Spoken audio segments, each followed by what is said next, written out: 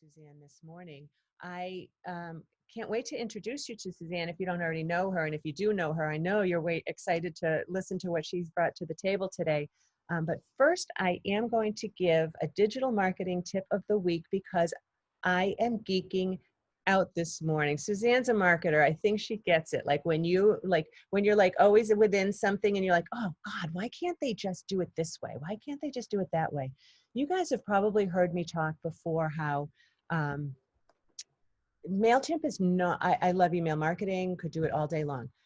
MailChimp has a lot of great qualities, but I don't recommend it because the audience, what they call the audience, the contact list, the segmentation, it's not intuitive. It makes me cry, and I just don't want to waste the kind of time in there. But their design elements were beautiful. And in particular, they had beautiful landing pages, which up until now, Constant Contact was not, I don't think they were bringing it all on. But here's the thing, and you know what, you guys, I only just found out about this morning, so I haven't even created my new landing page yet, but I'm gonna hop in to my, my dashboard just for a quick second, if you will allow me to geek out with you guys. So if I'm in my Constant Contact, here's where you're going to find your new landing pages if you are on Constant Contact. So if you go to campaigns, and then go to your list view is where you're going to be. You're going to create, and then you're going to go, here's the new one, landing pages, and here it is. It's so exciting. It used to be that you could only have, I was just talking with somebody yesterday, we were very frustrated. You could only have some text and then maybe some smaller text and then the lines that people would fill out. But now you can make it look like a web page, really, with your branding. And so what that means is, I'll just take a blank one and do a couple quick things while I'm talking. What that means is you can create a page that looks like a web page that does kind of, so you don't even need a website yet necessarily to start collecting leads and having conversations with people. This makes me incredibly excited. It gives you all these choices. You just drag them right in here. And let's say that you had, a product. I don't want to get too far into it, but if your images are in here, you can just, drag something right in there, add your content, make your buttons, throw your buttons in there. I love buttons. You guys know I love calls to action. Make them your colors, do all the things. Is anyone excited like I am? This is making my whole day. This is why I need a vacation, Suzanne.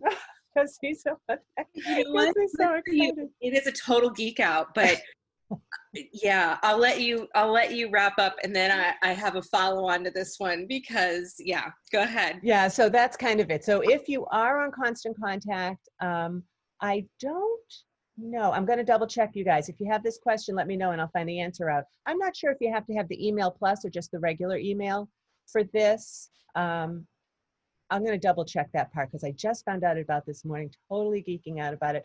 Also, one of the things I'm not loving, Constant Contact just changed their logo and their branding, and you guys know what that means. You got to change it everywhere. Luckily, I don't think I use it too much because I also represent ActiveCampaign, but so that's my geek out of the morning. If you're as excited as I am, go ahead and let me know. Hey, Leonora, good to see you. So let me introduce my friend, Suzanne Moore. Do you go by Suzanne Tregenza Moore or Suzanne Moore? Just Suzanne Moore, because if you don't know the maiden name, it's not an easy one. Gotcha. Oh, I hope I didn't mangle it. Okay, so Suzanne Moore helps small business owners build their businesses using her Socialize, Mesmerize, and Monetize system. That is a trademark system. Her no-nonsense, clear, concise direction and technical know-how provide the support her clients need and want, which enables them to grow their business.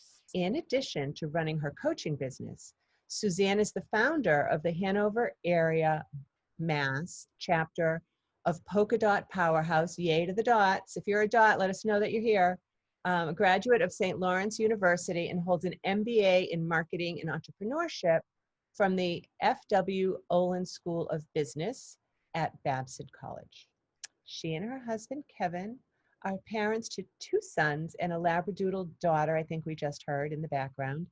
And they live on the South Shore of Massachusetts. And when I asked Suzanne what her superpower is, she says, and this is true, I've seen her in action, it's her ability to see more for her clients than they can see for themselves. And I would love for you to tell me more about your superpower, Suzanne. Oh, well, thank you. First, thank you so much for having me, Susan. I'm delighted to be here. And I am delighted to be here, especially when you're geeking out on some technology, because I relate deeply to that. You know, as far as the superpower, I remember seeing this question. I was like, I don't know, what's my superpower? I feel like, and this goes to one of the points that I was going to make today, we all doubt ourselves in our businesses. We doubt what we are capable of. We doubt what we can put out in the world as our own. And I find that when I'm working with someone, I can always help them to believe more in themselves, believe they're capable of more, and help them move through that doubt that they have. You know, and I'll be honest, it's because I've had so much of it myself, and I've had to learn how to get beyond it. So yeah, so I mean, I work, in 9 years, I've had like 2 male clients, right? Like I've almost exclusively worked with women.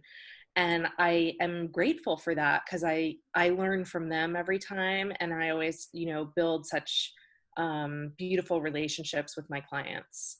Yeah, I love to see, them blossom, and I love to see them realize how capable they are to bring things to the table. You know, it's interesting listening to hear you talk about that, the way that you described it. I am often questioned by people who don't know me well about why it is why I'm called Rise Above Noise, why I say that I work with heart-centered entrepreneurs. What does that mean? Why? And I think this is why you and I get along so well too, is because we do have that nurturing spirit, which doesn't always, I mean, you guys know because you're listening to us right now. It's different. It's different than going into that male energy, shall we say, where it's push and it's sell and it's the harder you punch, the better it is, that kind of thing, where we're really planting seeds and fertilizing and watering the ideas and letting the ideas show and helping business owners to you know, to get out there in their integrity and feel supported. Yeah. And, you know, I know a lot of, again, not on topic, but that's okay. We'll get there. A lot of women who are very uncomfortable with the sales process in their business. They're really uncomfortable with it. They say, I don't want to be salesy. I don't want to be pushy. And the truth is that you don't need to be either one of those things. But what you do need to do is understand why people buy and understand who the people are that are going to want to buy from you and why they want to buy from you. And then you need to understand how to communicate to them that you're really going to solve their problem in a way that, like, by the time you're in a sales conversation, they're like, okay, no, really, just how much is it? Mm-hmm. And then they have to make the decision of, you know, am I ready to invest that amount or am I not ready to invest that amount? And sometimes you need to kind of, you know, remind them why they can, right? Right. But it isn't, there's not convincing. There's not pushing. And that's about integrity, because you're not trying to sell anything that isn't true to what you're capable of. Yeah. So That's true. So good. So tell me, what in the work that you do, first of all, you can tell us kind of who it is that you work with and what are the top marketing challenges that your clients are finding right now? yeah.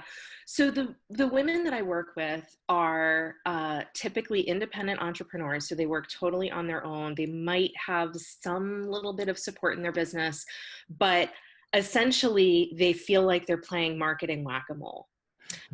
So they feel very overwhelmed by marketing their business, and they are, every time they sit down to their desk, they're like, oh my God, what am I going to do today? And it's not that they don't have a million things to do. It's that they're struggling to prioritize those things. And a lot of times they are struggling to prioritize those things because instead of getting someone who's steady and helping them step by step by step to move through a process of, creating marketing, rich marketing plans in their business, they're seeing something flow down their Facebook feed that looks like a good idea this week. And, somebody's telling them that that's the easiest way that they're going to get clients. And they go, oh, good, because I really want something that's easier. But the thing is that there's no tactic that's easy if you don't have all the pieces in place. And everyone tries to make everything sound easy. And that doesn't mean that it is. So those are the clients that I work with. And then, I wanted to share 3 things while I'm here today. The first is I find a lot of entrepreneurs are in a real feast and famine cycle. So they have a good month, but then they have a couple months where, they're like, oh, wow, that good month was not like a trend. And that's super frustrating. And I think, it takes us down emotionally, right? Because you have a good month and you're like on a great high, and then you don't, and it's like, oh. And I think that's where people get into that mistake of, instead of staying the course, they see the thing that's going down their Facebook feed and they go, oh, well, so, that one thing, well, that really didn't work for me because obviously I'm not having good months continuing. Right. So I obviously need to try something else. Oh, yes. And that's not the case. In fact, I like to say that I believe that most entrepreneurs have their businesses, have their marketing and their messages about 80% right. And it's the 20% that needs tweaks. But instead of fixing the 20%, they keep going back to the 80% and redoing it and redoing it and redoing it. And again, I speak from experience because I was that girl that was always finding the thing down the Facebook feed and always, trying to reinvent the wheel with my business. And when I stopped doing that and I started to get more steady and more consistent about my message, about who I was talking to, about how I was talking to them, things really smoothed out for me. So that, those are a couple reasons. And the other thing that I need to be honest about here, in terms of the feast and famine cycle, is that, a lot of us start a business because we women, we start a business because we need flexibility in our lives, whether it's to care for, our children or an aging parent or both, whatever the case may be. And that's fine. But I think, unfortunately, what happens is that the business, keeps getting pushed and pushed and pushed off to the side more.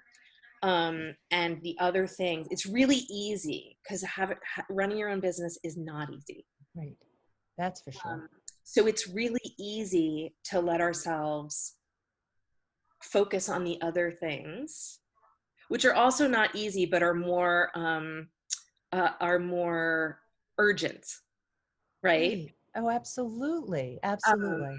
Very easy to get focused on those things and not, be honest to our business and making it a business and not a hobby or not a, ugly stepchild. Right. And I Right? think that's a particular challenge right now because the kids are home for so many of us. Yes. And it just falls on us to do what we have to do and what our nature tells us to do and what the urgent needs are and what's safe and how to keep the family going. And Right. often, like, I don't even have the kids at home, so I do things and then sometimes I'm like, oh, I'll have to do that. I'll do that later. But man, who has time, who has that mental capacity after 6, 7, 8 o'clock at night to actually do some of the things? Right. But I think probably in putting together a strategic plan, whether it's for email marketing or for the bigger picture, that when you have the plan, when you know what your to-dos are,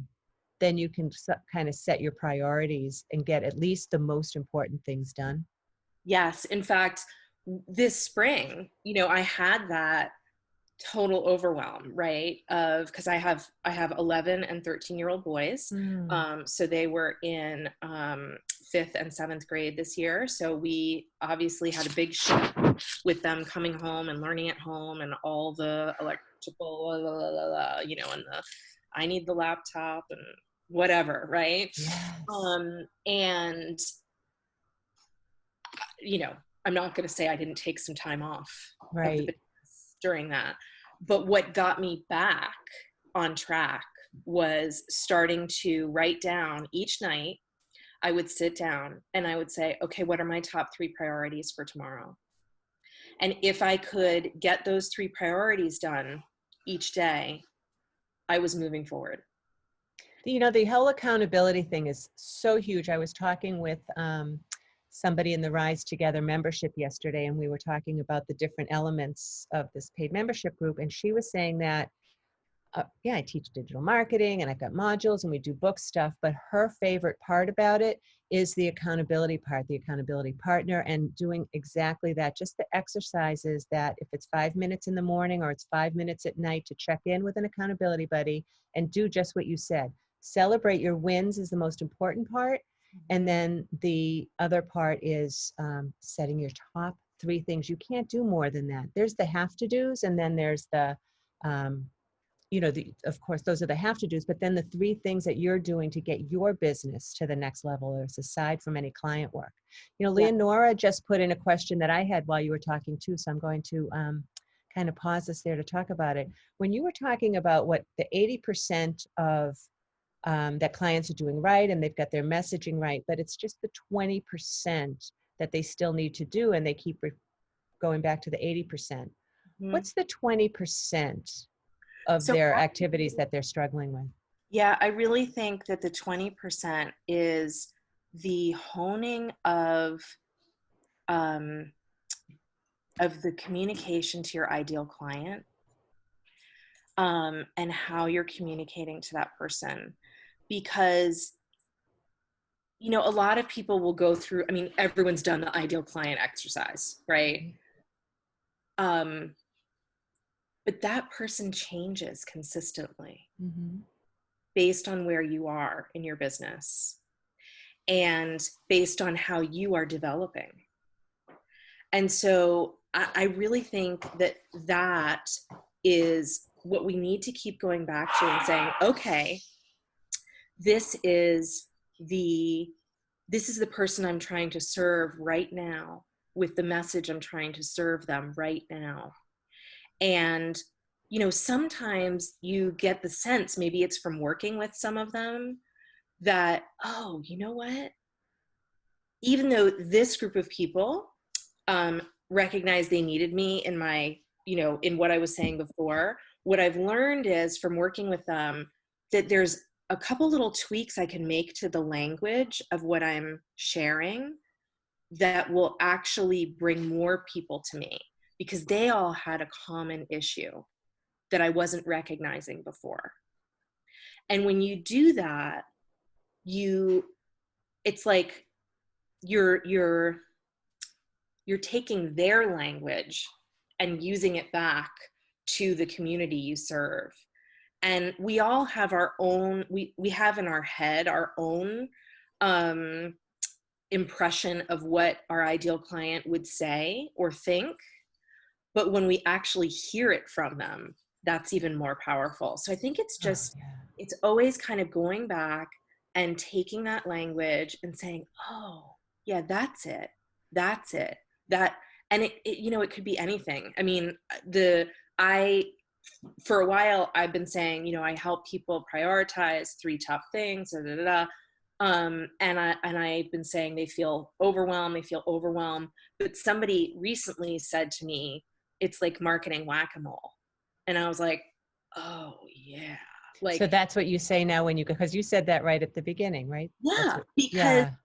that's, you know, and it's the power in shifting that language as you get closer and closer and closer. And really, it's, you know, I think what people do is they keep reinventing their offering. Well, I got to tell you, ask me how many offerings. I've been working on my own in business. You know, I've been an entrepreneur supporting entrepreneurs in one way or another for 9 years. Ask me how many offerings I have shelved that could have made me a lot of money, but Oh, that I didn't have interesting. the confidence in sticking with. Oh, so interesting. Right? And it's because I kept changing the 80% instead of the 20%. Mm.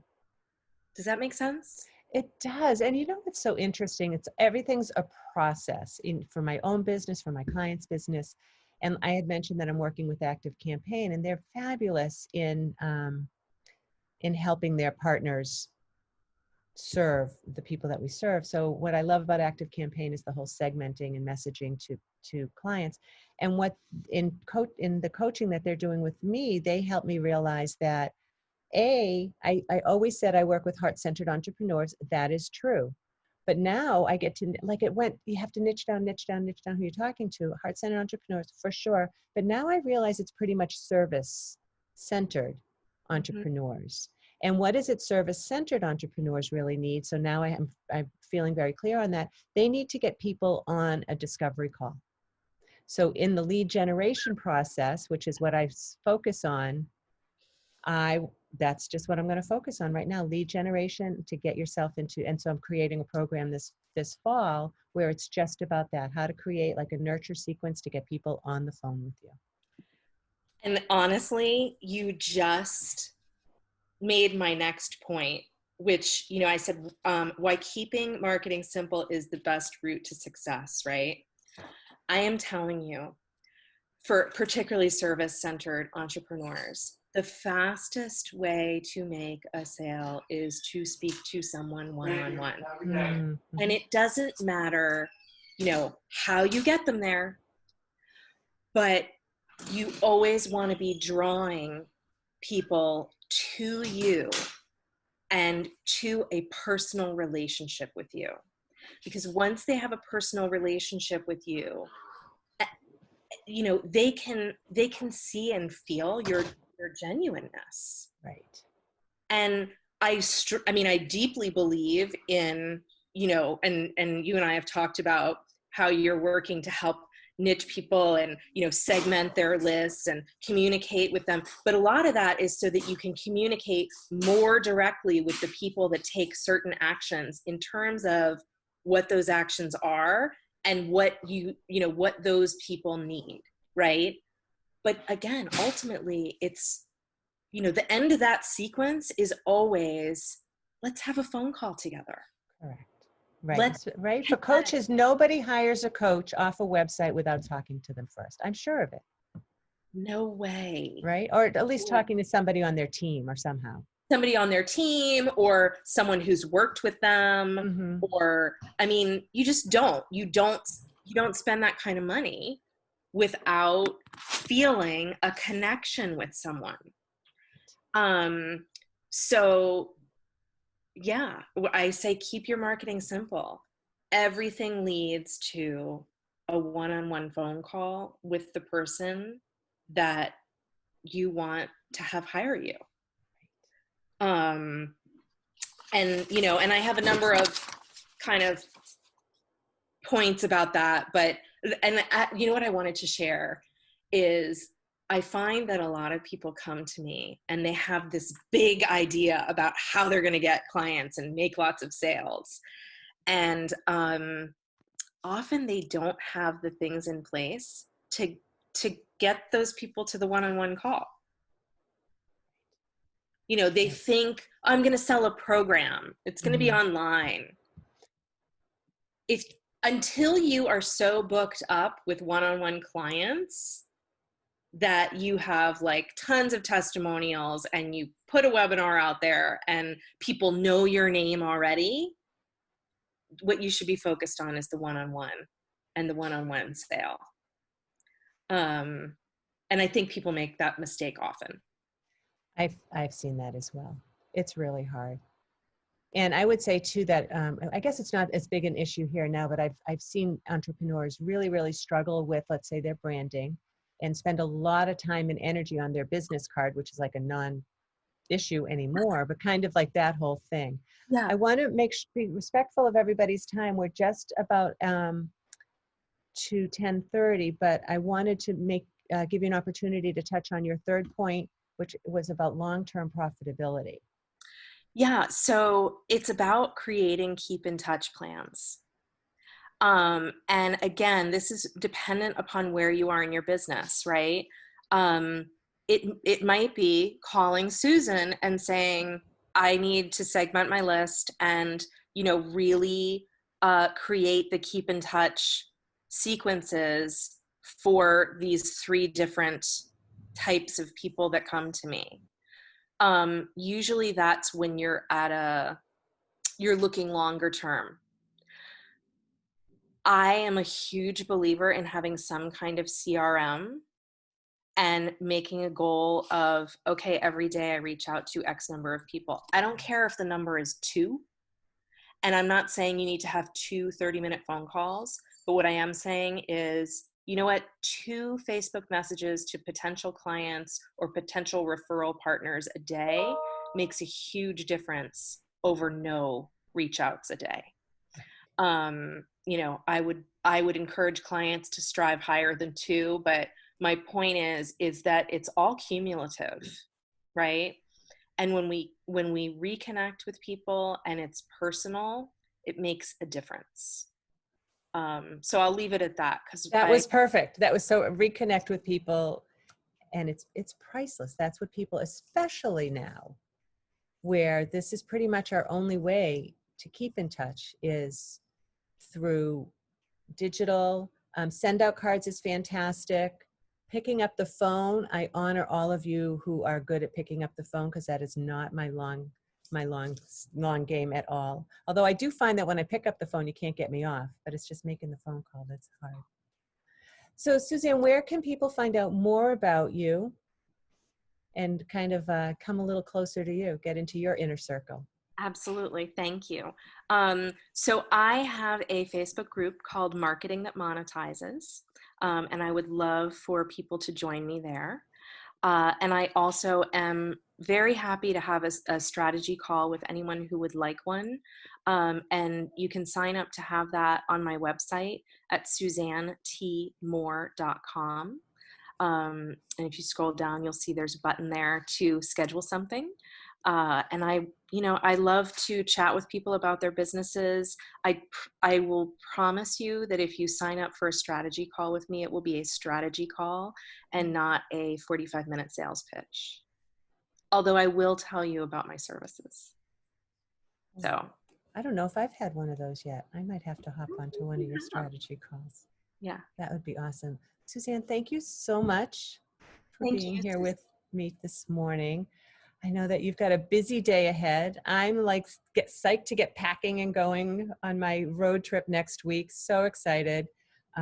And I'm going to actually spend a little bit of time this morning going deeper into my constant contact. I'll let you guys know if it's available on regular email, if you have to have the email plus, and I'll let you all know. I'll put my new landing page in the group so that you guys can see what I've created this morning. So exciting. Oh I just, about constant contact, because this occurred to me when we were talking, is they didn't change the 80% of their business that they do when they added that landing page feature, did they? They just tweaked a little bit that is more that they've heard from their clients. Yes. This is what they want, right? Yes, and so a few years ago, they were bought by a company, Endurance. And Endurance is a much bigger company. And what Constant Contact now offers is, I always think of it as an email marketing, and it is still, and their customer service is amazing. And as a partner, we get so much support so that I'm never like a few minutes away from a deep answer, and the support in the Facebook group. But now they're also offering within the products, and I don't push this as much because of different reasons, you can build a website in Constant Contact. You can actually build a free website if you just redirect your URL. You can do your social media posting in there, and now you can do Facebook and Google ads right through there. Wow. Right. I haven't used those yet because I'm very comfortable in my systems, and I have people that do that as their job, and I appreciate that a lot, because I'm not one to just throw money at an ad if I'm not I need to know that somebody's monitoring the ROI on it. So Constant Contact is doing a lot, but I'm really focused on the email marketing part of it right now. But yeah, their websites are pretty. I'm actually using their website builder to make my husband's new website for his woodworking. Awesome. Yeah, it's as drag and drop easy as their emails are. I'm a huge fan of easy, Yeah. especially for people who are early in business. Yes. You know, I think people get stuck in building a website. I could talk to you all day long, Susan. I know, we could talk all day. Let's do what we need to do. Let's make sure that we talk again soon. And thank you again. I really appreciate you being here. Oh, thank you. Suzanne. I really appreciate it too. Okay, take care. Bye.